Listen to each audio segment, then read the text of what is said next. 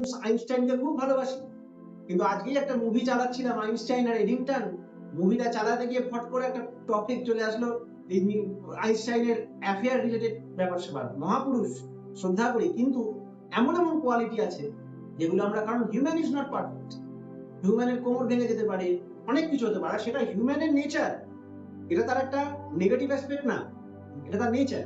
তাহলে আমরা ফিজিক্সের মাস্টারি করতে পারি, সে ফিজিসিস্ট, কেউ একটা আঁকার মাস্টারি করতে পারে, সে আর্টিস্ট, কিন্তু যে হিউম্যান নেচার, সেলফ আর কনসিয়াসনেস, এটার উপর মাস্টারি করতে পারে, হু অ্যাম আই, এই বিষয়টার উপর মাস্টারি করতে পারে, তিনি হচ্ছেন নর বিগ্রহ ঈশ্বর। আপনি তো বলছেন ঈশ্বর এরকম কেন, আপনি কি মনে করেন ঈশ্বর এরকম মানুষের মধ্যে কি করে আসতে পারে? তখন ঠাকুর তাকে বলছেন যে দেখেন, এই বাদে যদি ঈশ্বর কিছু হয়, মানুষ বা অস্তিত্বমান এরকম বিদ্যমান বাদ দিয়ে যদি ঈশ্বর কিছু হয়, সেই ঈশ্বর আমি জানি না, সে তো আমাকে হাওয়ার নাড়ু পর্যন্ত কোনোদিন খেতে দেয়নি, আমি কি করে বুঝবো? আপনি তো অনেক দর্শন করেছেন, ঠাকুর বলতেন সেটা আমার পার্সপেক্টিভ, আমার জন্য রিয়ালিটি হয়েছে, আপনার জন্য তো রিয়ালিটি হয়নি। তাই যার যে লেভেলের রিয়ালিটি আছে তার কাছে সেরকম ভাবে ঈশ্বর, তার মধ্যে সেই সমগ্র সত্তাটা নিয়ে ঈশ্বর।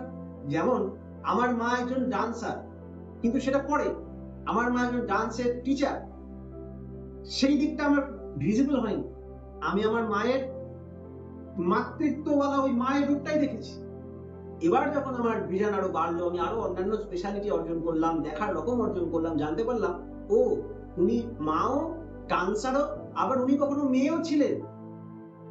এই যে আমার হরাইজন ব্রড হচ্ছে, এইভাবে যখন আমরা একটা হিউম্যান বিইং এর মধ্যে ঈশিত্ব দেখতে পারি, total manifestation of all the good qualities দেখতে পারি, যেগুলোকে আমরা অপোজিটস বলি, সেই অপোজিট গুণগুলো, how can a person be simple and knowledgeable at the same time?